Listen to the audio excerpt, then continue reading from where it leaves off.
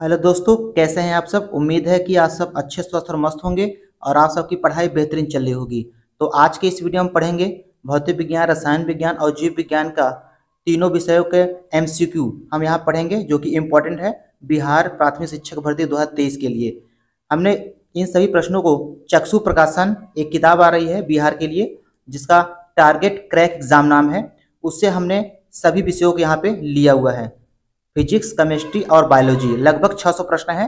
इन 600 प्रश्नों को हम यहाँ पे डिस्कस करेंगे। चलिए शुरुआत करते हैं दोस्तों पहले प्रश्न से। तो पहला प्रश्न है, वेग का सूत्र क्या होता है। वेग का सूत्र होता है विस्थापन बटे समय। दूसरा प्रश्न है, समीकरण v बराबर यू प्लस ए टी, समीकरण v बराबर यू प्लस ए टी जानकारी देता है किसका। वेग समय का एक कार्य है। वेग समय का एक कार्य है। अगला प्रश्न देखते हैं दोस्तों। अगला प्रश्न है, शरीर का भार। शरीर का भार जो होता है वो ध्रुवों पर अधिकतम होता है। शरीर का भार जो होता है ध्रुवों पर अधिकतम होता है और समतल भूमि से पहाड़ी में कम होता है। समतल भूमि से पहाड़ी में कम होता है। अगला प्रश्न देखेंगे दोस्तों। अगला प्रश्न है यहाँ पे, मनुष्य का वजन लिफ्ट में अधिक होता है। मनुष्य का वजन लिफ्ट में अधिक होता है किस स्थिति में। ऊर्ध्वमुखी त्वरण की स्थिति में। ऊर्ध्वमुखी त्वरण इसका राइट आंसर हो जाएगा। अगला प्रश्न देखेंगे दोस्तों यहाँ पे। अगला प्रश्न है यहाँ पे, गुरुत्वाकर्षण त्वरण जिसे स्मॉल जी से व्यक्त किया जाता है। गुरुत्वाकर्षण त्वरण स्मॉल जी का मान किसके साथ घटता है। स्मॉल जी का मान किसके साथ घटता है। ऊंचाई के साथ घटता है। यदि हम पृथ्वी तल से ऊपर जाएंगे तो भी स्मॉल जी का मान घटेगा, और अगर यदि हम पृथ्वी तल से नीचे जाएं तो भी स्मॉल जी का मान घटेगा। अगला प्रश्न देखते हैं दोस्तों। अगला प्रश्न है यहाँ पे, पानी से भरे ग्लास के नीचे से पेपर शीट को पानी छलकाए बिना आसानी से खींचा जा सकता है। यह घटना बताती है, यह घटना जो है किस नियम पर बताती है। जड़त्व के नियम पे। जड़त्व का नियम इसका राइट आंसर हो जाएगा। अगला प्रश्न देखेंगे दोस्तों। अगला प्रश्न है यहाँ पे, जब वेग समय का ग्राफ एक सीधी रेखा समय अक्षांश के बराबर होता है तो त्वरण क्या होता है, शून्य होता है। अगला प्रश्न देखेंगे दोस्तों, जब एक बस अचानक चलना शुरू करती है तो बस के अंदर बैठे यात्रियों को पीछे की तरफ धक्का लगता है। यह उदाहरण न्यूटन के किस नियम को दर्शाता है। यह जो है नियम है न्यूटन के गति का पहला नियम है। ठीक है। अगला प्रश्न चलते हैं यहाँ पे दोस्तों। प्रश्न नंबर यहाँ पे 9वां है, पहाड़ पर चढ़ता आदमी आगे की तरफ झुकने लगता है। ठीक है। पहाड़ पर चढ़ता आदमी आगे की तरफ झुकने का कारण क्या होता है। वह अपनी जो है स्थिरता बढ़ाने के लिए जो है आगे की तरफ झुकता है। अगला प्रश्न देखेंगे दोस्तों। प्रश्न नंबर यहाँ पे 10 है, चंद्रमा की गुरुत्वाकर्षण शक्ति है। चंद्रमा की गुरुत्वाकर्षण शक्ति है 1/6 भाग पृथ्वी की आकर्षण शक्ति का। 1/6 भाग इसका राइट आंसर हो जाएगा। चलिए अगला प्रश्न देखेंगे यहाँ पे। अगला प्रश्न है, चंद्रमा की सतह पर एक वस्तु का वजन कितना होता है। चंद्रमा की सतह पर एक वस्तु का वजन होता है पृथ्वी की सतह पर वजन का 1/6 होता है। अगला प्रश्न देखेंगे दोस्तों, चंद्रमा की धरती पर इसमें कौन सा ऑप्शन सही होगा। द्रव्यमान वही रहता है परंतु वजन कम हो जाता है। द्रव्यमान वही रहता है लेकिन वजन क्या होता है, कम हो जाता है। अगला प्रश्न देखेंगे दोस्तों। प्रश्न नंबर 13 है, दो निकायों के बीच गुरुत्वाकर्षण बल है। दो निकायों के बीच गुरुत्वाकर्षण बल है हमेशा आकर्षक होता है। अगला प्रश्न है दोस्तों यहाँ पे, प्रश्न नंबर 14 देखेंगे यहाँ पे। प्रश्न नंबर 14 कहता है हमको, 400 ग्राम वजनी एक पत्थर का भार न्यूटन में क्या होगा। 400 ग्राम वजनी एक पत्थर का भार न्यूटन में क्या होगा। तो कैसे लगाएंगे दोस्तों, सूत्र होता है W बराबर mg। W बराबर क्या होता है, mg। तो m यहाँ पे दिया हुआ है 400 ग्राम, इसको बदलेंगे किलोग्राम में। तो किलोग्राम में बदलेंगे कितना आएगा, दशमलव आएगा 4, 0.4। और g का मान रख देंगे दोस्तों यहाँ पे 9.8 रख देंगे। g का मान कितना होता है, 9.8 होता है। इनका गुणा कर देंगे तो कितना आ जाएगा, 3.9 न्यूटन आ जाएगा। तो 3.9 इसका राइट आंसर हो जाएगा। अगला प्रश्न देखेंगे दोस्तों, ऊपर की ओर फेंके गए पत्थर के नीचे गिरने का कारण क्या होता है। ऊपर की ओर फेंके गए पत्थर के नीचे गिरने का कारण है दोस्तों गुरुत्वाकर्षण बल होता है। अगला प्रश्न है, आकाश नीला दिखने का कारण क्या होता है। आकाश नीला दिखने का कारण क्या है? इसका राइट आंसर हो जाएगा दोस्तों, अन्य रंगों से नीला रंग जो होता है वो वातावरण में अधिक फैल जाता है, इसलिए आकाश का रंग नीला दिखाई देता है। अगला प्रश्न देखेंगे दोस्तों, प्रश्न नंबर यहाँ पे 17 है। प्रश्न नंबर 17 कहता है दोस्तों, ऊपर से देखने पर तालाब में पानी दिखाई देता है। ऊपर से देखने पर तालाब में पानी जो है वो कम गहरा दिखाई देता है। अगला प्रश्न है दोस्तों, निम्नलिखित में से किसमें प्रकाश का वेग सबसे अधिक होता है? तो प्रकाश का वेग सबसे अधिक होता है दोस्तों किसमें? वायु में। वायु में प्रकाश का वेग जो होता है सबसे ज्यादा होता है। अगला प्रश्न है, आपतन बिंदु पर आपतन किरण, परावर्तित किरण तथा अभिलंब समान तल में स्थित होते हैं। प्रश्न नंबर 20 देखेंगे दोस्तों। प्रश्न नंबर 20 हमसे कहता है, सितारे का रंग क्या दर्शाता है? सितारे का रंग क्या दर्शाता है? तापमान दर्शाता है। अगला प्रश्न है दोस्तों, प्रकाश का अपवर्तन निम्न के लिए उत्तरदायी होता है। प्रकाश का अपवर्तन निम्न के लिए उत्तरदायी होता है। इसका राइट ऑप्शन हो जाएगा तारों का टिमटिमाना। तारों का टिमटिमाना जो है ये प्रकाश का अपवर्तन पर आधारित होता है। अगला प्रश्न देखेंगे, प्रश्न नंबर यहाँ पे 22 है। एक वास्तविक दृश्य किसके द्वारा बनाया जाता है? एक वास्तविक दृश्य जो है वो कैमरा द्वारा बनाया जाता है। अगला प्रश्न है, 7 रंगों से मिलकर बने सफेद प्रकाश में निम्न में से किस रंग में सर्वाधिक ऊर्जा होती है? बैंगनी रंग में सर्वाधिक ऊर्जा होती है। अगला प्रश्न देखेंगे दोस्तों, प्रश्न नंबर यहाँ पे 24 है। निम्नलिखित में से किस दृष्टि दोष को उत्तल लेंस का प्रयोग करके सही किया जा सकता है? उत्तल लेंस का प्रयोग करके किस दृष्टि दोष को सही किया जाता है? इसका राइट आंसर हो जाएगा दोस्तों दूर दृष्टि दोष हो जाएगा। दूर दृष्टि दोष हो जाएगा। अगला प्रश्न है दोस्तों, वह सर्वाधिक सुविधापूर्ण दूरी जिस पर कोई व्यक्ति सामान्य आंखों से पढ़ सकता है। तो कहने क्या मतलब ये पूछ रहा है दोस्तों, स्पष्ट दृष्टि की न्यूनतम दूरी पूछ रहा है, तो इसका राइट आंसर हो जाएगा 25 सेंटीमीटर। अगला प्रश्न है दोस्तों, प्रश्न नंबर यहाँ पे 26 है। वर्षा बिंदु गोलाकार होने का कारण क्या होता है? पृष्ठ तनाव। अगला प्रश्न है, ठंडे जल युक्त बोतल की बाहरी सतह पर जल की बूंदें कैसे निर्मित होती हैं? इसका राइट आंसर हो जाएगा दोस्तों, वायु में उपस्थित जलवाष्प बोतल की सतह पर संग्रहित हो जाती हैं। अगला प्रश्न देखेंगे दोस्तों, प्रश्न नंबर यहाँ पे 28 है। निम्नलिखित में से कौन सा भौतिक परिवर्तन है? इनमें से चारों में से कौन सा भौतिक परिवर्तन है? तो इसका राइट आंसर हो जाएगा बी, कोका कोला पेय में नमक डालने से गैस का निकलना ये भौतिक परिवर्तन है। अगला प्रश्न देखेंगे दोस्तों, प्रश्न नंबर 29 है। जमीन पर गिरकर फुटबॉल के उछलन का कारण क्या होता है? जमीन पर अगर फुटबॉल गिरती है दोस्तों तो वो उछलती है, ऐसा क्यों होता है? इसका राइट आंसर हो जाएगा डी, अपनी प्रत्यास्था के गुण के कारण। अगला प्रश्न देखेंगे दोस्तों, प्रश्न नंबर यहाँ पे 30 है। कंक्रीट रोड के मुकाबले बर्फ पर चलना ज्यादा कठिन होता है क्योंकि पाँव और बर्फ के बीच का घर्षण जो होता है वो कंक्रीट और पाँव के मुकाबले कम होता है। अगला प्रश्न देखेंगे दोस्तों, प्रश्न नंबर यहाँ पे 31 है। इसमें पूछ रहा है ऊर्जा संचय का क्या अर्थ होता है? ऊर्जा संचय का क्या अर्थ होता है? इसका राइट आंसर हो जाएगा डी, ऊर्जा का न तो उत्पादन किया जा सकता है और न ही नष्ट किया जा सकता है। अगला प्रश्न देखेंगे दोस्तों, प्रश्न नंबर 32 है। गतिज ऊर्जा का एक उदाहरण होगा। गतिज ऊर्जा का एक उदाहरण होगा किसमें? चलती हुई कार में गतिज ऊर्जा है, विद्युत क्षेत्र में एक चार्ज कण, ये भी गतिज ऊर्जा के रूप में होगा, खिंचाव मुक्त रबर बैंड, इन सभी में। अगला प्रश्न देखेंगे दोस्तों, प्रश्न नंबर 33 है। तरल सभी दिशाओं में समान दबाव पारित करता है, यह कथन किससे संबंध रखता है? पास्कल के नियम से।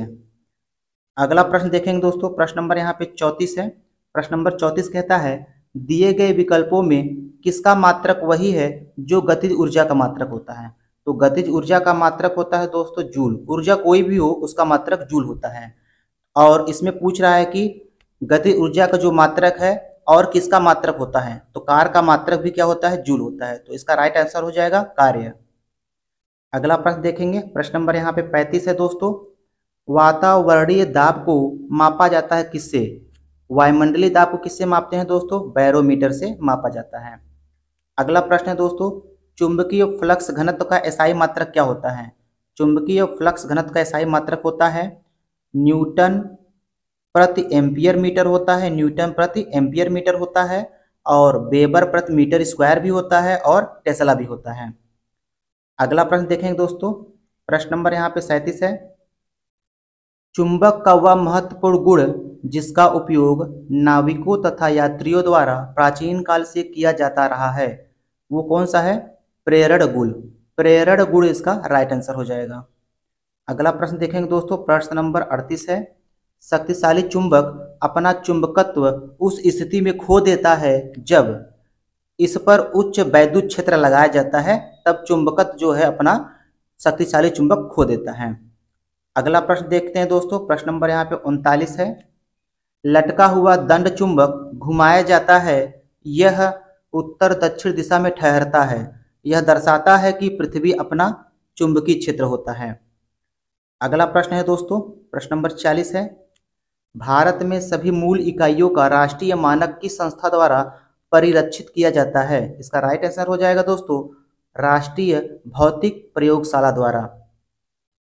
अगला प्रश्न है दोस्तों, इनमें से कौन सी एक मौलिक इकाई नहीं है?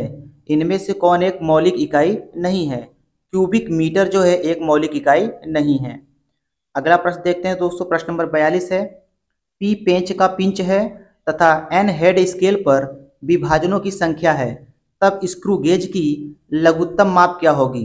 पी बटा एन इसका राइट आंसर हो जाएगा। अगला प्रश्न है दोस्तों, अगला प्रश्न हमसे पूछता है यहाँ पे, इलेक्ट्रॉन वोल्ट निम्नलिखित में से किसका मात्रक होता है? इलेक्ट्रॉन वोल्ट दोस्तों ये ऊर्जा का मात्रक होता है। अगला प्रश्न देखेंगे दोस्तों, प्रश्न नंबर यहाँ पे 44 है। विद्युत प्रतिरोध को मापने के लिए किसका प्रयोग किया जाता है? विद्युत प्रतिरोध को मापने के लिए इकाई पूछ रहा है, तो विद्युत प्रतिरोध का मात्रक क्या होता है? ओम होता है। अगला प्रश्न है दोस्तों, प्रकाश वर्ष से क्या तात्पर्य है? प्रकाश वर्ष जो होता है वो दूरी मापने की इकाई होती है। अगला प्रश्न देखते हैं दोस्तों, प्रश्न नंबर 46 है। किलोवाट घंटा, किलोवाट घंटा डैश डैश इकाई है किसकी? किलोवाट घंटा जो है इकाई है किसकी? ऊर्जा का। ऊर्जा की जो है इकाई है कौन? किलोवाट घंटा। अगला प्रश्न है दोस्तों, घरों में विद्युत की खपत का मापन करने की इकाई कौन होती है? घरों में विद्युत की खपत करने का मापन करने की इकाई कौन है? किलोवाट घंटा है। अगला देखते हैं दोस्तों, प्रश्न नंबर 48 है।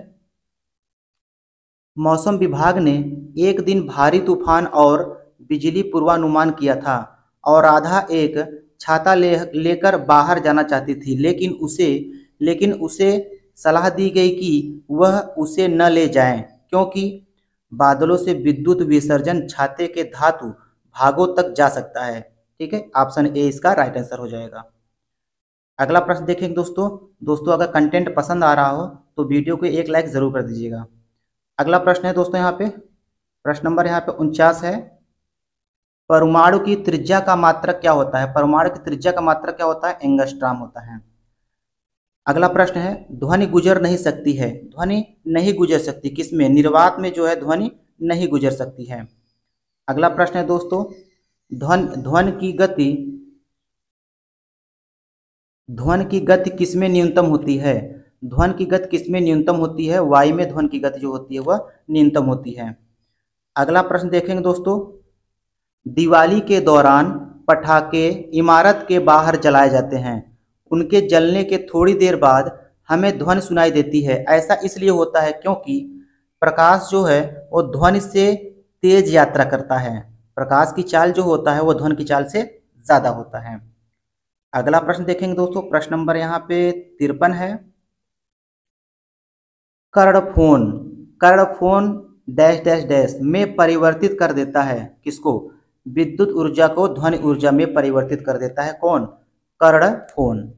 अगला प्रश्न है दोस्तों, ध्वनि प्रदूषण को मापने वाला मात्रक क्या कहलाता है? ध्वनि प्रदूषण को मापने के लिए कौन सी इकाई या मात्रक का प्रयोग किया जाता है? आप लोग जानते होंगे दोस्तों, बहुत ही सरल है, इसका राइट आंसर हो जाएगा डेसिबल। अगला प्रश्न देखेंगे दोस्तों, प्रश्न नंबर यहाँ पे 55 है। अकाउस्टिक विज्ञान में किसका अध्ययन किया जाता है? ध्वनि का अध्ययन किया जाता है। अगला प्रश्न है दोस्तों, अंधेरे में चांच चिड़ी उड़ने का कारण क्या है? अंधेरे में चांच चिड़ी उड़ने का कारण क्या होता है? इसका राइट आंसर हो जाएगा दोस्तों सी, उनके द्वारा उत्पादित अल्ट्रासोनिक तरंगे सहायक होती हैं। अगला प्रश्न देखेंगे दोस्तों, प्रश्न नंबर यहाँ पे 57 है। समुद्र की गहराई मापने के लिए किसका प्रयोग किया जाता है? फैदोमीटर का प्रयोग करते हैं। प्रश्न नंबर 58 है, निम्नलिखित विकल्पों में अर्धचालक कौन है? अर्धचालक सिलिकॉन, एक और होता है जर्मेनियम और सिलिकॉन, जर्मेनियम और सिलिकॉन अर्धचालक होते हैं। अगला प्रश्न देखते हैं दोस्तों, प्रश्न नंबर यहाँ पे 59 है।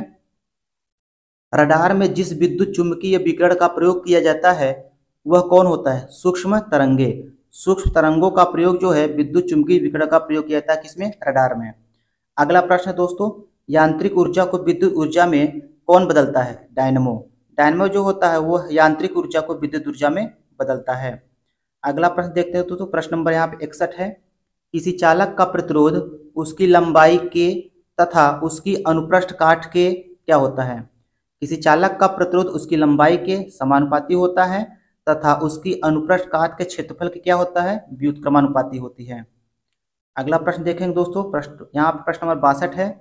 पृथ्वी का उत्तरी चुंबकीय ध्रुव भौगोलिक डैश डैश डैश ध्रुव के निकट होता है, दक्षिणी ध्रुव के निकट होता है। अगला प्रश्न देखेंगे दोस्तों, प्रश्न नंबर 63 है। एक लंबी और सीधी सोलेनॉइड जिसमें विद्युत प्रवाह हो रहा हो तो सोलेनॉइड के भीतर चुंबकीय क्षेत्र क्या होगा? सभी जगह एक जैसा रहेगा। अगला प्रश्न देखेंगे दोस्तों, प्रश्न नंबर यहाँ पे 64 है। निम्न में से कौन सा साधन विद्युत ऊर्जा को यांत्रिक ऊर्जा में बदलता है? मोटर। विद्युत मोटर जो होता है यह विद्युत ऊर्जा को यांत्रिक ऊर्जा में बदलता है। अगला प्रश्न देखेंगे दोस्तों, कौन सा उपकरण विद्युत ऊर्जा को यांत्रिक ऊर्जा में परिवर्तित करने के लिए उपयोगी होता है?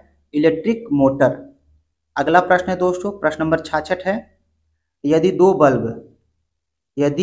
बल्ब पहला बल्ब 150 वाट का है, पहला बल्ब 150 वाट का है दोस्तों, और दूसरा बल्ब जो है 60 वाट का है, दूसरा बल्ब जो है 60 वाट का है, तो किस बल्ब का प्रतिरोध सबसे ज़्यादा होगा? किस बल्ब का प्रतिरोध सबसे ज़्यादा होगा? कम वाट के बल्ब का प्रतिरोध जो है वह ज़्यादा होता है, तो ऑप्शन बी इसका राइट आंसर हो जाएगा। अगला प्रश्न पूछ रहा है दोस्तों, विद्युत बल्ब का फिलामेंट किसका बना होता है? विद्युत बल्ब का फिलामेंट जो है वो टंगस्टन धातु का बना होता है। अगला प्रश्न देखते हैं दोस्तों, प्रश्न नंबर 68 है। एक श्रृंखला परिपथ मतलब इसको सीरीज वाले कहते हैं, सीरीज क्रम में तीन प्रतिरोध को 140 ओम, 250 ओम, 220 ओम हो तो परिपथ का कुल प्रतिरोध बताइए।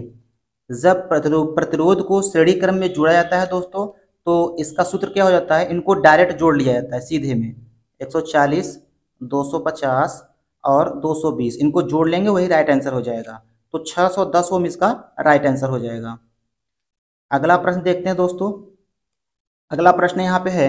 यदि तीन प्रतिरोध जो हर एक 2 ओम के हैं तो परिपथ में 3 ओम का प्रभावी प्रतिरोध पैदा करने के लिए कैसे जोड़ा जाना चाहिए? तो इसका राइट आंसर हो जाएगा ए, 2 प्रतिरोधों को समांतर क्रम में जोड़ देंगे और तीसरे को श्रेणी क्रम में जोड़ देंगे। अगला प्रश्न है दोस्तों, प्रश्न नंबर 70 है। विद्युत फ्यूज को जोड़ा जाता है किसमें? विद्युत फ्यूज को जोड़ा जाता है विद्युत मान्य तार पर, विद्युत मान्य तार पर जोड़ा जाता है। अगला प्रश्न देखेंगे दोस्तों, प्रश्न नंबर यहाँ पे 71 है। प्रश्न नंबर 71 कहता है दोस्तों, एसी को डीसी में परिवर्तित करने के लिए उपयोगी साधन को क्या कहते हैं? एसी को डीसी में परिवर्तित करने के लिए उपयोगी साधन को रेक्टिफायर कहा जाता है। अगला प्रश्न देखेंगे दोस्तों, विद्युत का सबसे अच्छा चालक कौन होता है? विद्युत का सबसे अच्छा चालक कॉपर होता है। अगला प्रश्न है दोस्तों, अंधेरे में फोटो खींचने हेतु प्रयुक्त विकिरण है अवरक्त विकिरण होता है। अगला प्रश्न देखेंगे दोस्तों, प्रश्न नंबर यहाँ पे 74 है। वाष्पीकरण की दर घटती है, वाष्पीकरण की दर घटती है कहाँ पे? इसका राइट आंसर हो जाएगा आर्द्रता में वृद्धि होने पर। वाष्पीकरण माने होता है कि पानी जो है वाष्प बनकर उड़ नहीं पाता है, तो जब नमी रहेगी तो वाष्पीकरण बहुत कम होता है, तो आर्द्रता माने होता है नमी, तो आर्द्रता में वृद्धि होने पर वाष्पीकरण की दर घट जाती है। अगला प्रश्न देखेंगे दोस्तों, प्रश्न नंबर यहाँ पे 75 है। लकड़ी के लट्ठों को जलाते समय उनके बीच खाली जगह छोड़ दी जाती है, जिससे उसके जलने के लिए वायु की गति में मदद मिल जाती है। अगला प्रश्न देखते हैं दोस्तों, प्रश्न नंबर यहाँ पे 76 है। सेंटीग्रेड और फ़ारेनहाइट पैमाना किस तापक्रम पर समान होता है? तो इसका राइट आंसर हो जाएगा दोस्तों -40 डिग्री सेल्सियस। अगला प्रश्न है 77। थर्मोस्टेट। थर्मोस्टेट एक यंत्र है जिसका उपयोग किया जाता है तापमान के नियंत्रण के लिए। थर्मोस्टेट का प्रयोग किया जाता है तापमान के नियंत्रण में। अगला प्रश्न देखते हैं दोस्तों, प्रश्न नंबर यहाँ 78 है। नाभिकीय रिएक्टर में शीतलक का उपयोग इसके लिए किया जाता है? तो उसका राइट आंसर हो जाएगा दोस्तों यहाँ पे ऊष्मा विनियामक में ऊर्जा को रिएक्टर से जल में स्थानांतरित करने के लिए। अगला प्रश्न देखते हैं दोस्तों, प्रश्न नंबर 79 है। सूर्य का ऊर्जा स्रोत क्या है? सूर्य का ऊर्जा स्रोत क्या है? इसका राइट आंसर हो जाएगा दोस्तों हाइड्रोजन न्यूक्लियस का संलयन। हाइड्रोजन न्यूक्लियस का संलयन। अगला प्रश्न देखें तो दोस्तों यहाँ पे प्रश्न नंबर 80 है। 1 किलोग्राम जल का तापमान 1 डिग्री सेल्सियस बढ़ाने हेतु आवश्यक ऊष्मा की मात्रा को क्या कहते हैं? किलो कैलोरी कहा जाता है। अगला प्रश्न देखेंगे 81 है। 1 किलोग्राम के पदार्थ के तापमान को 1 डिग्री सेल्सियस बढ़ने के लिए आवश्यक ऊष्मा की मात्रा को क्या कहा जाता है? विशिष्ट ऊष्माधारिता कहा जाता है। अगला प्रश्न देखते हैं दोस्तों, जब बर्फ पिघलती है तब क्या होता है? जब बर्फ पिघलती है तो आयतन क्या होता है? घटता है। अगला प्रश्न देखते हैं दोस्तों, थर्मोस्टेट। थर्मोस्टेट साधन है किसके लिए? थर्मोस्टेट जो होता है वो तापमान को नियंत्रित करने के लिए प्रयोग किया जाता है। तापमान को नियमन करने के लिए या नियंत्रित करने के लिए। चलिए दोस्तों, अब हम केमिस्ट्री के इंपॉर्टेंट प्रश्नों को यहाँ पे डिस्कस करेंगे। तो जैसा कि यहाँ पे पहला प्रश्न है, रेडियो एक्टिवता का गुण है। रेडियो एक्टिवता डैश डैश इसमें लिखा हुआ है का गुण है, तो किसका गुण होता है? परमाणुवीय नाभिक का एक गुण होता है। प्रश्न नंबर 2 है दोस्तों यहाँ पे, साधारण नमक क्या होता है? तो साधारण नमक किसको कहा जाता है? सोडियम क्लोराइड को साधारण नमक कहा जाता है। प्रश्न नंबर 3 है दोस्तों, प्रश्न नंबर 3 हमसे कहता है निम्न में अधातु बताइए। निम्न में अधातु कौन है? इसमें फ्लोरीन जो होता है वह अधातु है। अगला प्रश्न है, सल्फर डाइऑक्साइड का उत्सर्जन होता है बिजली संयंत्र से। बिजली संयंत्र से सल्फर डाइऑक्साइड का उत्सर्जन होता है। प्रश्न नंबर अगला देखेंगे दोस्तों, प्रश्न नंबर यहाँ पे 5वां है। प्रश्न नंबर 5वां, चलिए दोस्तों यहाँ प्रश्न नंबर 5वां देखते हैं। मुलायम धातुएं जिन्हें आसानी से काटा जा सकता है चाकू से। मुलायम धातुएं जिन्हें आसानी से चाकू से काटा जाता है, तो किसको चाकू से काटा जा सकता है दोस्तों? सोडियम और पोटेशियम को चाकू से आसानी से काटा जा सकता है। अगला प्रश्न देखते हैं दोस्तों, प्रश्न नंबर यहाँ पे 6 है। पीतल निम्न का मिश्र धातु होता है। पीतल जो होता है वो कॉपर और जिंक की मिश्र धातु होती है। अगला प्रश्न देखेंगे दोस्तों, प्रश्न नंबर 7 है। एक तत्व जो पानी में संग्रहित होता है, एक तत्व जो पानी में संग्रहित होता है उसे क्या कहते हैं? फास्फोरस। निम्न में से कौन सी कार्बन की अक्रिस्टलीय अवस्था है? कार्बन की अक्रिस्टलीय अवस्था किसको कहा जाता है? कोक को कहा जाता है। अगला प्रश्न है दोस्तों, प्रश्न नंबर 9 है। पीएच पद सूचित करता है किसको? पीएच पद जो होता है वो घोल की अम्लता या बेसिकता को व्यक्त करता है। अगला प्रश्न देखते हैं दोस्तों, चूने के पानी में कैल्शियम हाइड्रोक्साइड होता है। अगला प्रश्न देखेंगे दोस्तों, प्रश्न नंबर 11 है। वाशिंग सोडा है hydrated sodium carbonate. Washing soda है हाइड्रेटेड सोडियम कार्बोनेट। अगला प्रश्न है दोस्तों, समुद्र जल से सामान्य नमक को पद्धति से प्राप्त किया जाता है। समुद्र जल से सामान्य नमक को वाष्पीकरण पद्धति से प्राप्त किया जाता है। अगला प्रश्न है दोस्तों, न्यूक्लियर रिएक्टर में हैवी वाटर का क्या काम होता है? न्यूट्रॉन की गति को धीमी करना। न्यूक्लियर रिएक्टर में हैवी वाटर जिसे भारी जल कहते हैं, इसका काम क्या होता है? न्यूट्रॉन की गति को धीमी करना होता है। अगला प्रश्न देखेंगे, प्रश्न नंबर यहाँ पे 14 है। रेडियो एक्टिवता का डैश डैश डैश में उपयोग है। रेडियो एक्टिविता का उपयोग किसमें किया जाता है? औषधि में भी करते हैं, कारखानों में भी किया जाता है और कृषि में भी किया जाता है। अगला प्रश्न है दोस्तों, परमाणु के केंद्रक के चारों ओर इलेक्ट्रॉन बिना ऊर्जा खोए हुए घूमते हैं, यह किस वैज्ञानिक ने बताया था? इलेक्ट्रॉन की खोज किसने किया था दोस्तों? आप सब बताइए, इलेक्ट्रॉन की खोज किसने किया था? चैडविक ने किया था। तो चैडविक इसका राइट आंसर हो जाएगा। अगला प्रश्न देखेंगे दोस्तों, यहाँ पे लिखा हुआ है कि परमाणु की नाभिक में प्रोटॉन और न्यूट्रॉन होते हैं। अगला प्रश्न है दोस्तों, यहाँ पे एक परमाणु जिसकी परमाणु संख्या 14 है, तो संयोजक इलेक्ट्रॉनों की संख्या कितनी होगी? 4 होगी। अगला प्रश्न देखेंगे दोस्तों, एक तत्व की द्रव्यमान संख्या 32 है, द्रव्यमान संख्या कितनी है? 32 है, तथा परमाणु संख्या कितना दिया है? 16 दिया है। इसके परमाणु में न्यूट्रॉनों की संख्या बताइए। द्रव्यमान संख्या को दोस्तों व्यक्त करते हैं यहाँ पे ए से, द्रव्यमान संख्या को ए से व्यक्त करते हैं, और परमाणु संख्या यहाँ पे दिया है 16 दोस्तों। तो न्यूट्रॉनों की संख्या कितनी आएगी? हम जानते हैं ए बराबर होता है दोस्तों P प्लस एन होता है, और जेड बराबर क्या होता है? P बराबर कितना होता है? ई होता है।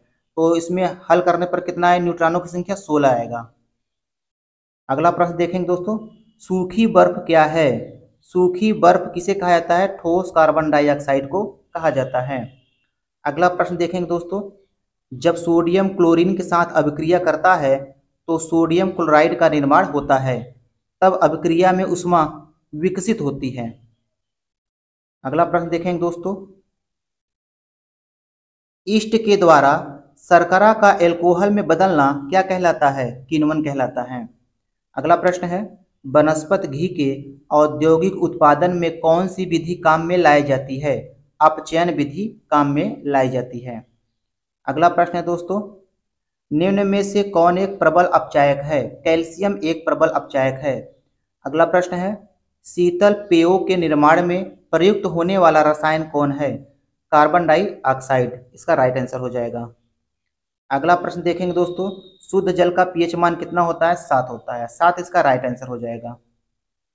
अगला प्रश्न देखेंगे दोस्तों, शुद्ध पानी का पीएच मान कितना होता है? 7 होता है। अगला प्रश्न क्या है दोस्तों, यहाँ पे देखते हैं, एक ग्रुप के तत्वों का सामान्य गुण क्या होता है? एक ग्रुप के तत्वों का सामान्य गुण होता है संयोजकता इलेक्ट्रॉनों की संख्या। अगला प्रश्न है दोस्तों, आवर्त समूह में आयनीकरण ऊर्जा ऊपर से नीचे की ओर क्या होती है? घटती है। अगला प्रश्न है, समूह 18 के तत्वों को क्या कहा जाता है? समूह 18 के तत्वों को क्या कहते हैं? अक्रिय गैस कहा जाता है। अगला प्रश्न देखेंगे दोस्तों, प्रश्न नंबर यहाँ पे 30 है, न चिपकने वाले बर्तनों पर निम्न में से किसकी परत चढ़ी होती है? टेफ्लॉन की। अगला प्रश्न है दोस्तों, प्लास्टर ऑफ पेरिस को इसमें संग्रहित करते हैं। प्लास्टर ऑफ पेरिस को इसमें संग्रहित करते हैं, इसका राइट आंसर हो जाएगा धातु पात्र में। अगला प्रश्न है दोस्तों, टार्टेरिक अम्ल निम्न में से किसका संघटक है? इसका राइट आंसर हो जाएगा बेकिंग पाउडर। अगला प्रश्न देखते हैं दोस्तों, प्रश्न नंबर 33 है, निम्नलिखित में से किसका एक प्रबल अम्ल है? नाइट्रिक अम्ल जो होता है वो प्रबल अम्ल होता है। अगला प्रश्न देखेंगे दोस्तों, निम्नलिखित में से कौन एक अक्रिय गैस नहीं है? ब्रोमीन जो है एक अक्रिय गैस नहीं है। अगला प्रश्न देखते हैं दोस्तों, यहाँ पे दो तत्वों X और Y का परमाणु द्रव्यमान समान, लेकिन उनके परमाणु क्रमांक क्रमशः 20 और 21 हैं, तो X और Y क्या हैं? X और Y क्या है? वो समभारिक होते हैं। समभारिक में क्या होता है? द्रव्यमान संख्या समान होता है और परमाणु क्रमांक अलग अलग होता है। अगला प्रश्न देखते हैं दोस्तों, प्रश्न नंबर 36 है, रासायनिक रूप से क्वार्ट्ज निम्नलिखित में से क्या है? रासायनिक रूप से क्वार्ट्ज क्या होता है? सिलिकॉन ऑक्साइड होता है। अगला प्रश्न देखेंगे दोस्तों, प्रश्न नंबर यहाँ पे 37 है। प्रश्न नंबर 37 कहता है, दूध खट्टा होने पर कौन सा एसिड बनता है? दूध के खट्टा हो जाने पर कौन सा एसिड बनता है? लैक्टिक एसिड बनता है। अगला प्रश्न है, संगमरमर किसका रूप है? संगमरमर किसका रूप होता है? कैल्शियम कार्बोनेट का होता है। अगला प्रश्न है दोस्तों यहाँ पे 39, बेकिंग सोडा का रासायनिक नाम क्या होता है? बेकिंग सोडा का रासायनिक नाम होता है सोडियम बाई कार्बोनेट होता है। बेकिंग सोडा का रासायनिक नाम सोडियम बाई कार्बोनेट का होता है। अगला सवाल है दोस्तों यहाँ पे, खाने का सोडा होता है सोडियम बाई कार्बोनेट होता है। खाने का सोडा सोडियम बाइकार्बोनेट होता है। 41 प्रश्न है दोस्तों, बेरियम मील का उपयोग किया जाता है, बेरियम मील का उपयोग किया जाता है आहार नली के एक्सरे के लिए। अगला प्रश्न है, रूबी के लाल रंग का कारण क्या होता है, क्रोमियम ऑक्साइड होता है। अगला प्रश्न है दोस्तों, जर्मन सिल्वर में चांदी का प्रतिशत कितना होता है, जर्मन सिल्वर में चांदी होबे नहीं करता है दोस्तों, जर्मन सिल्वर में चांदी नहीं होता है, इसलिए जो है चांदी का परसेंट कितना होगा, 0% होगा। अगला प्रश्न दोस्तों, सबसे भारी प्राकृतिक तत्व कौन है, सबसे भारी प्राकृतिक तत्व यूरेनियम होता है, सबसे भारी प्राकृतिक तत्व यूरेनियम है।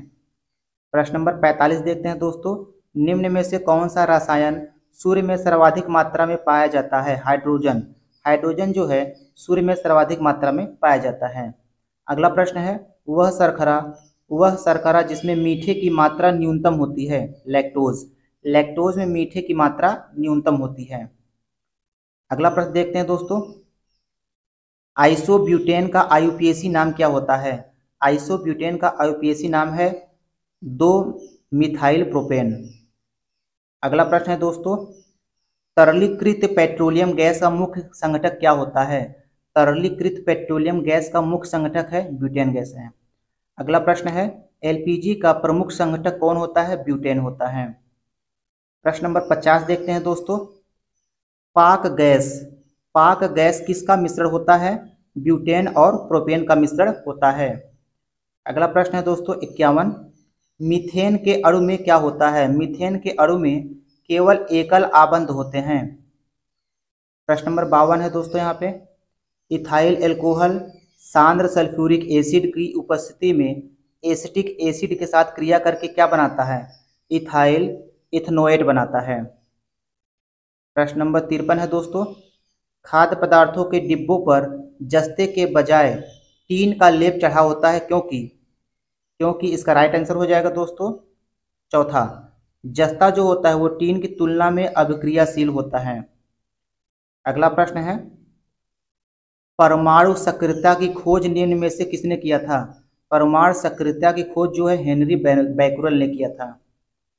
प्रश्न नंबर 55 है दोस्तों, क्रायोजेनिक ईंधन का उपयोग होता है, क्रायोजेनिक ईंधन का उपयोग डैश डैश डैश में होता है, रॉकेट तकनीकी में।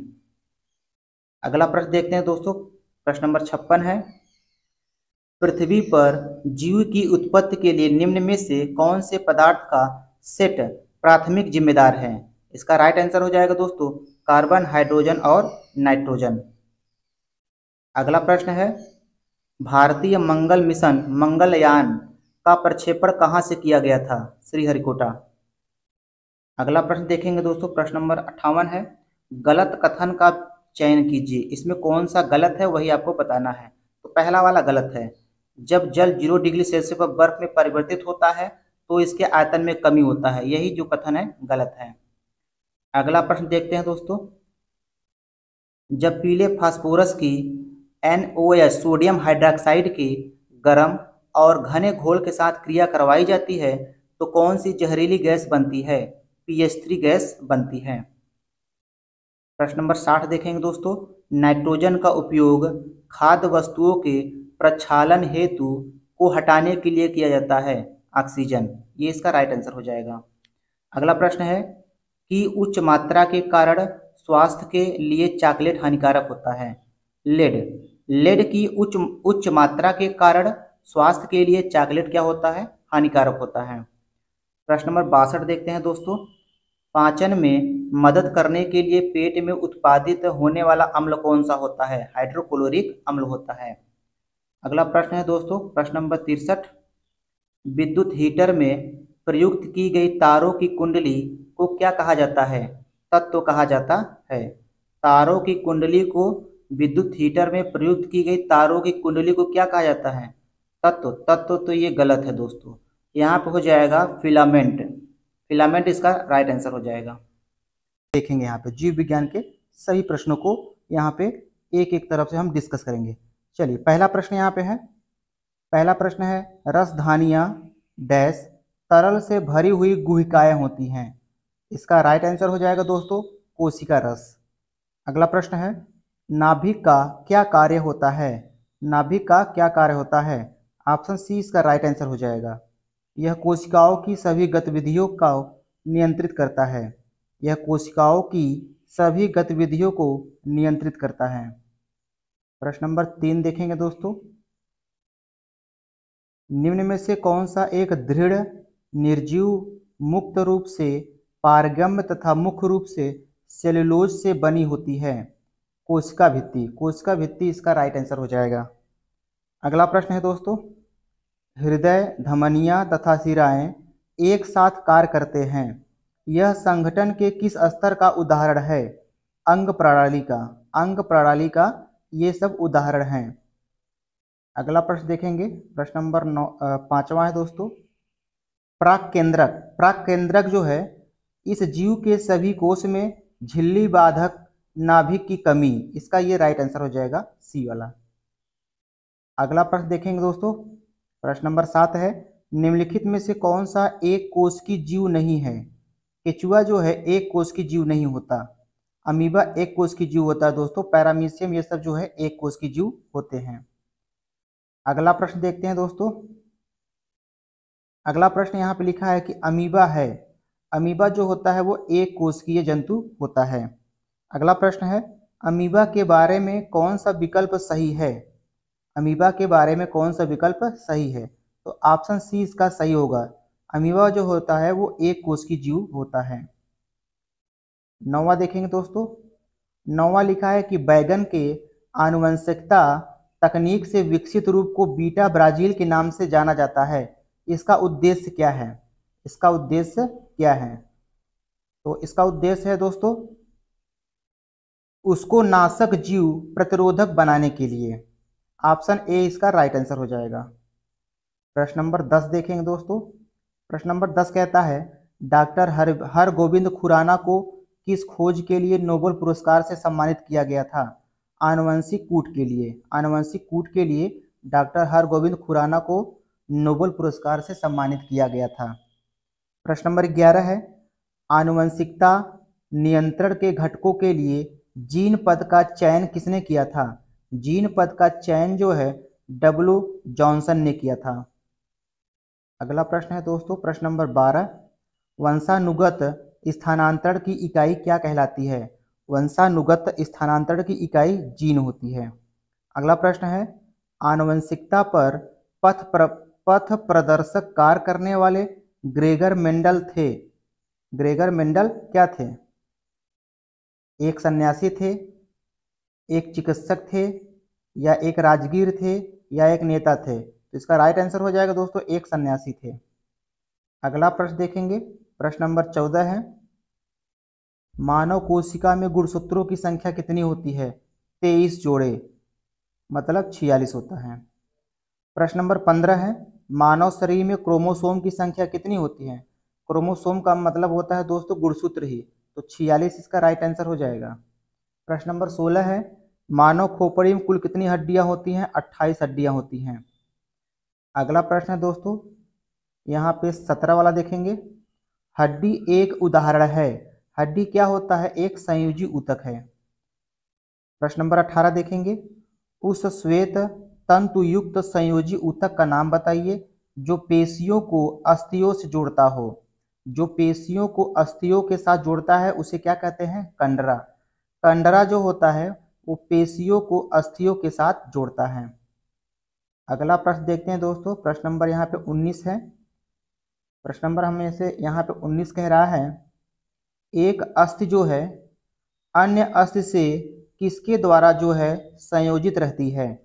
मतलब अस्थि का बोन और बोन, अस्थि का अस्थि के साथ किसके द्वारा जो है संयोजित रहती है? तो उसको क्या कहते हैं? स्नायु कहा जाता है। इसका आंसर हो जाएगा स्नायु। प्रश्न नंबर 20 देखेंगे दोस्तों। हड्डी और पेशी को कौन जोड़ता है? हड्डी और पेशी को जो है कंडरा जोड़ता है। हड्डी और पेशी को कौन जोड़ता है? कंडरा जोड़ता है। रक्त का लाल रंग जो होता है वो हीमोग्लोबिन के कारण होता है। रक्त का लाल रंग हीमोग्लोबिन के कारण होता है। हीमोग्लोबिन क्या होता है? हीमोग्लोबिन क्या है? 22 नंबर प्रश्न है, हीमोग्लोबिन क्या होता है? यह जो है रक्त के पदार्थ का रंग होता है। हीमोग्लोबिन जो होता है वो रक्त के पदार्थ का रंग होता है। 23 नंबर है, रुधिर का शुद्धिकरण होता है, कहाँ होता है? रुधिर का शुद्धिकरण फेफड़ों में होता है।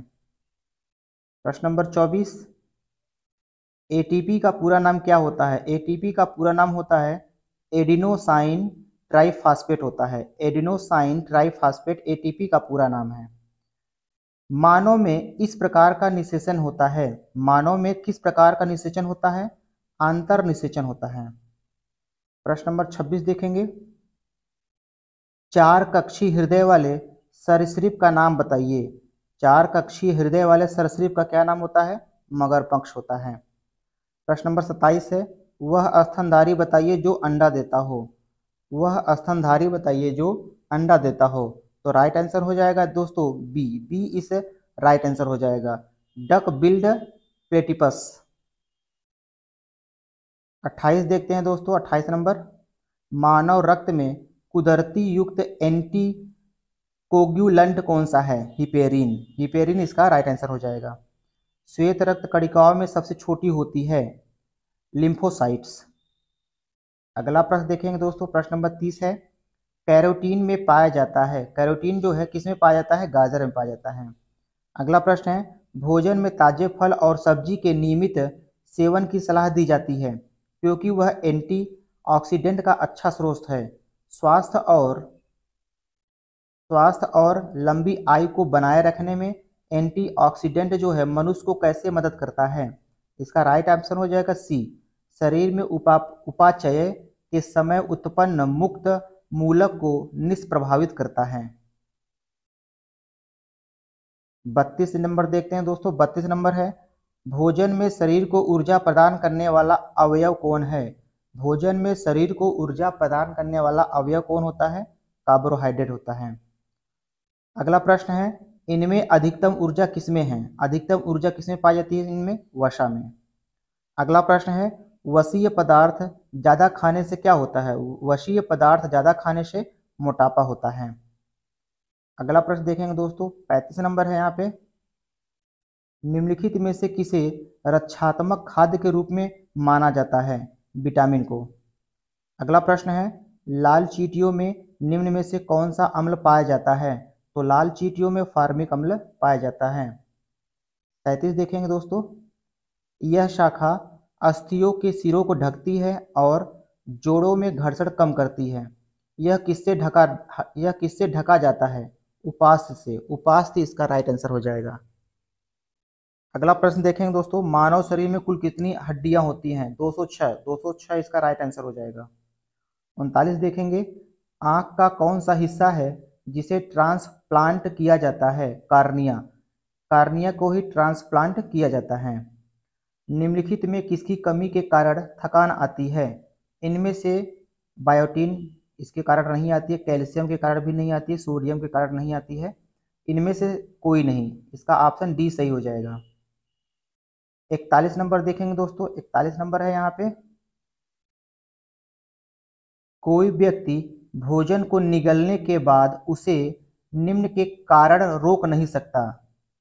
आंत की अनैच्छिक प्रकृति के कारण। ऑप्शन ए इसका राइट आंसर हो जाएगा।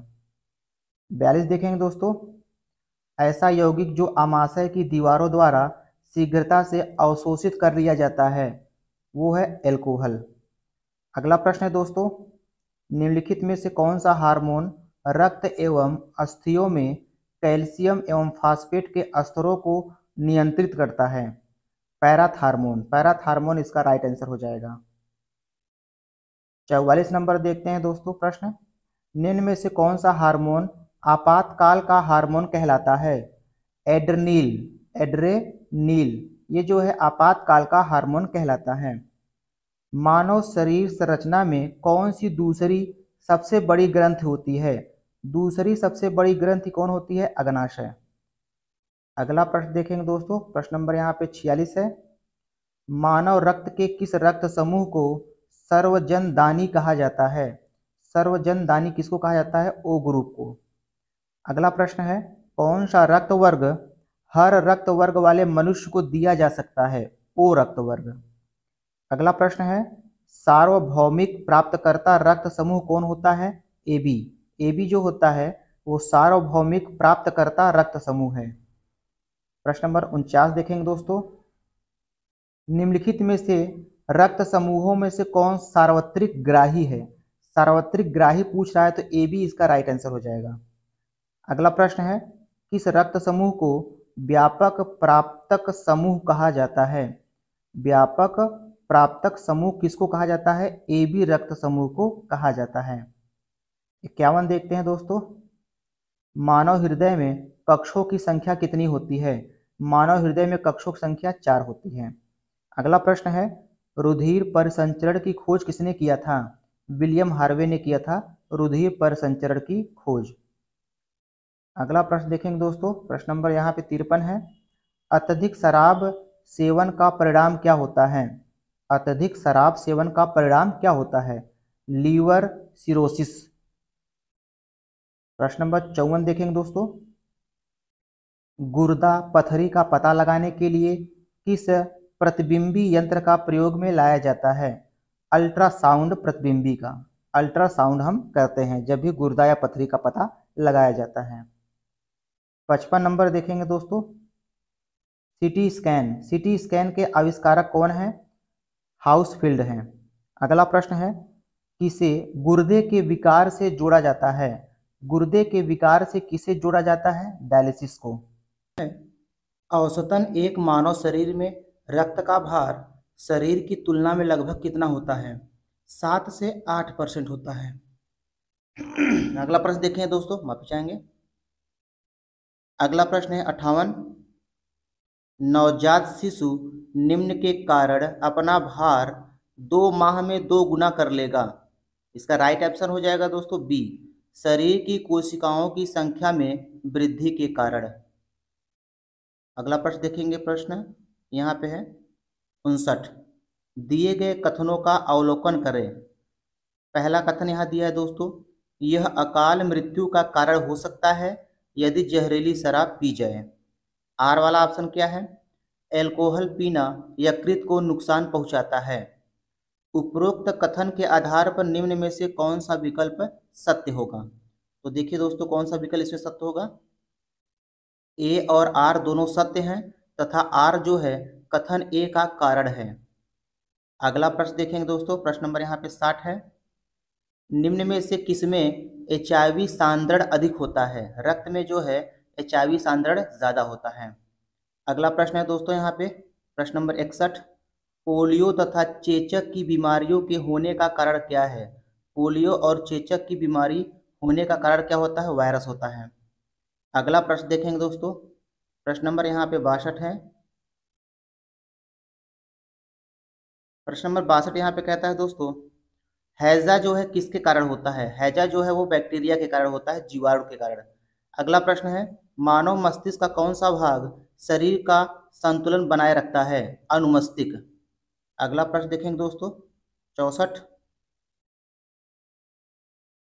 मानव रक्त का पीएच मान कितना होता है? 7.4। मानव रक्त का पीएच मान 7.4 होता है। मनुष्य का सामान्य रक्तचाप कितना होता है? मनुष्य का सामान्य रक्तचाप कितना होता है? 120/80 होता है। अगला प्रश्न देखेंगे दोस्तों। अगला प्रश्न है, हमारे शरीर में पित्तरस कहाँ से पैदा होता है? हमारे शरीर में पित्तरस कहाँ से पैदा होता है? यकृत से। अगला प्रश्न है, लाल रक्त कण जिसे आरबीसी कहा जाता है शरीर के किस अंग में बनता है? अस्थिमज्जा में बनता है। अगला प्रश्न देखेंगे दोस्तों यहाँ पे, रतौंधी निम्न की कमी के कारण होता है। रतौंधी जो होता है वो विटामिन ए की कमी से होता है। अगला प्रश्न है, किसमें विटामिन ए अधिकतम मात्रा में पाया जाता है? गाजर में विटामिन जो है ए अधिकतम मात्रा में पाया जाता है। अगला प्रश्न देखेंगे दोस्तों यहाँ पे, सूर्य की किरणें मानव शरीर के लिए निम्न कारणों से उपयोगी हैं। पहला ऑप्शन इसमें सही है, त्वचा को विटामिन डी देता है। दूसरा है हड्डियों एवं दांतों को मजबूत करता है। तो ए और बी ये दोनों सही हैं। अगला प्रश्न देखते हैं दोस्तों, किस विटामिन की कमी से बच्चों में सूखा रोग हो जाता है? विटामिन डी की कमी से बच्चों में सूखा रोग हो जाता है। प्रश्न नंबर 72 देखेंगे दोस्तों, विटामिन जो रक्त का थक्का बनाने में मदद करता है, विटामिन के। विटामिन के जो है रक्त का थक्का बनाने में मदद करता है। अगला प्रश्न है दोस्तों, विटामिन सी की कमी से कौन सा रोग होता है? विटामिन सी की कमी से स्कर्वी रोग हो जाता है। अगला प्रश्न देखेंगे दोस्तों, प्रश्न नंबर यहाँ पे 74 है। विटामिन सी की कमी से कौन सा रोग होता है? विटामिन सी की कमी से स्कर्वी रोग हो जाता है। अब यहाँ पे देखिए दोस्तों, रतौंधी जो है विटामिन ए से संबंधित है, तो स्कर्वी जो है वो विटामिन सी से संबंधित होगा, तो विटामिन सी इसका राइट आंसर हो जाएगा। अगला प्रश्न देखेंगे दोस्तों, मानव शरीर का सामान्य तापमान कितना होता है? मानव शरीर का सामान्य तापमान 37 डिग्री सेल्सियस होता है दोस्तों, और फ़ारेनहाइट में कितना होता है? 98.6 डिग्री फ़ारेनहाइट होता है। अगला प्रश्न है दोस्तों यहाँ पे, मानव शरीर के निम्न अंगों में से किसे रासायनिक प्रयोगशाला माना जाता है? यकृत को। अगला प्रश्न देखेंगे दोस्तों यहाँ पे, मलेरिया रोग का कारण क्या होता है? मलेरिया रोग का कारण है परजीवी। अगला प्रश्न है, काली मौत किसे कहा जाता है? काली मौत जो है वो प्लेग को कहा जाता है। अगला प्रश्न है दोस्तों, gall bladder stone, gall bladder stone जो है का जमाव होता है, कोलेस्ट्रॉल का जमाव होता है। 81 देखेंगे दोस्तों यहाँ पे प्रश्न, पीलिया जो है किस अंग का रोग है? पीलिया जो है वो यकृत अंग का रोग है। अगला प्रश्न है दोस्तों, DDT, DDT किसी रसायन का नाम है जिसका उपयोग कीटनाशी के लिए किया जाता है। अगला प्रश्न है दोस्तों, पाँव और मुंह के रोग, पाँव और मुंह के रोग डैश डैश किस में होते हैं? पाँव और मुंह के रोग दोस्तों मवेशी में होते हैं, ठीक है, मवेशियों में होता है, जिसे फुट एंड माउथ रोग कहा जाता है। और इसमें तो ए भी ऑप्शन सही हो जाएगा, और बी भी, समय मवेशी हैं, और मवेशी के अंतर्गत आपका जैसे भेड़, भेड़ हो गया, भैंस हो गए, ये सब सभी आते हैं, तो इसमें चारों ऑप्शन सही हो सकता है, ठीक है। अगला प्रश्न देखते हैं, आपके हिसाब से इसमें कौन सा सही होगा दोस्तों 83 नंबर में, वो आप कमेंट करके हमें बताएंगे। 84 नंबर प्रश्न देखते हैं दोस्तों। 84 नंबर प्रश्न है, एड्स का पूरा नाम बताइए। एड्स का पूरा नाम होता है एक्वायर्ड इम्यूनो डिफिशियंसी सिंड्रोम होता है। अगला प्रश्न देखेंगे दोस्तों, प्रश्न नंबर यहाँ पे 85 है, एड्स के द्वारा संचारित नहीं हो सकता। एड्स जो होता है वो गले लगने से संचारित नहीं हो सकता। अगला प्रश्न है दोस्तों, वायरल संक्रमण से उत्पन्न होने वाली बीमारी कौन सी है? सर्दी जुकाम। सर्दी जुकाम जो है ये वायरल संक्रमण से उत्पन्न होने वाली बीमारी है। अगला प्रश्न देखेंगे दोस्तों, विटामिन B1 की कमी से कौन सा रोग होता है? विटामिन B1 की कमी से बेरी रोग हो जाता है। अगला प्रश्न है, निम्न में से कौन सा रोग आयोडीन की कमी से होता है? गलकंड। गलकंड रोग जो होता है वो आयोडीन की कमी से होता है। 89 प्रश्न देखेंगे दोस्तों, निम्नलिखित में से कौन सा वायरस कंठमाला रोग के लिए उत्तरदायी होता है? पैरामाइक्सो वायरस, इसका ये राइट आंसर हो जाएगा। अगला प्रश्न है दोस्तों 90, इंसोमनिया। इंसोमनिया किससे संबंधित होता है? अनिद्रा से। इंसोमनिया जो है वो अनिद्रा से संबंधित है। 91 देखेंगे दोस्तों यहाँ पे, निम्न में से कौन सी एक गंभीर रोगों की अभिलाक्षणिक विशेषता नहीं है? इनमें से कौन सी एक गंभीर रोगों की अभिलाक्षणिक विशेषता नहीं है? तो इसका राइट आंसर हो जाएगा सी, वे दीर्घकालिक रोग होते हैं। अगला प्रश्न देखते हैं दोस्तों यहाँ पे, महाघातक एड्स के आगमन से हम सामान्यतः एलिजा शब्द सुनते हैं, तो एलिजा क्या है? एलिजा जो है, एलिजा की सहायता से दोस्तों एड्स का परीक्षण किया जाता है। अगला प्रश्न देखेंगे, निम्न में से कौन सा रोग जीवन शैली रोग की श्रेणी में नहीं आता? कौन सा रोग जीवन शैली रोग की श्रेणी में नहीं आता? मलेरिया रोग। अगला प्रश्न है दोस्तों, विकर्णों के हानिकारक प्रभाव से मुख्य रूप से क्या होता है? कैंसर होता है। नेक्स्ट प्रश्न है दोस्तों यहाँ पे, आंकोलॉजी निम्नलिखित में से किसका अध्ययन है? आंकोलॉजी में दोस्तों कर्क रोग का अध्ययन किया जाता है। अगला प्रश्न है, यकृत शोध में आंखों और त्वचा के श्वेत पटल में सामान्यतः कौन सा वर्णक होता है? बिलीरुबिन होता है। अगला प्रश्न है दोस्तों, अगला प्रश्न, प्रश्न नंबर यहाँ पे 97 देखेंगे दोस्तों। 97 97 हमसे कहता है दोस्तों, अल्जाइमर रोग। अल्जाइमर रोग निम्न में से मानव शरीर का कौन सा अंग प्रभावित होता है? मस्तिष्क। अगला प्रश्न है दोस्तों, रासायनिक रूप से एस्पिरिन निम्नलिखित में से क्या है? एस्पिरिन क्या होता है? ये जो है एसिटिल सैलिसिलिक एसिड होता है। अगला प्रश्न देखते हैं दोस्तों, प्रश्न नंबर यहाँ पे 99 देखेंगे। निम्नलिखित में से कौन सा असंचरणीय रोग है? मधुमेह जो है वो असंचरणीय रोग है। प्रश्न नंबर 100 देखेंगे दोस्तों, अधिकांश शैवाल में मुख्य वर्णक और अतिरिक्त वर्णकों के रूप में क्लोरोफिल है। भूरे शैवाल में उपस्थित वर्णक कौन होते हैं? फ्यूकोजैंथोफिल। ये इसका राइट आंसर हो जाएगा। अगला प्रश्न दोस्तों, प्रश्न नंबर 101, सूक्ष्म जीव जो शर्करा के एल्कोहल में परिवर्तन में खमीर कर्मक की तरह काम करते हैं, तो वो क्या होता है? उसका राइट आंसर हो जाएगा खमीर। अगला प्रश्न है दोस्तों, फलों के रस में मिलाए जाने वाले खमीर में होने वाले अवावयी श्वसन में शर्करा किस रासायनिक रूप में बदल जाता है? एल्कोहल में बदल जाता है। अगला प्रश्न देखते हैं दोस्तों, प्रश्न नंबर 103, लाइकेन एक परस्पर जीवी संयोजन शैवाल है और निम्न में से किसी एक के बीच जो है वो कौन सा होता है? फंगस। फंगस इसका राइट आंसर हो जाएगा दोस्तों यदि आपको वीडियो पसंद आया हो तो वीडियो को लाइक, शेयर और सब्सक्राइब जरूर कीजिएगा, और चैनल पर नए हैं तो सब्सक्राइब करके जरूर जाइएगा। धन्यवाद।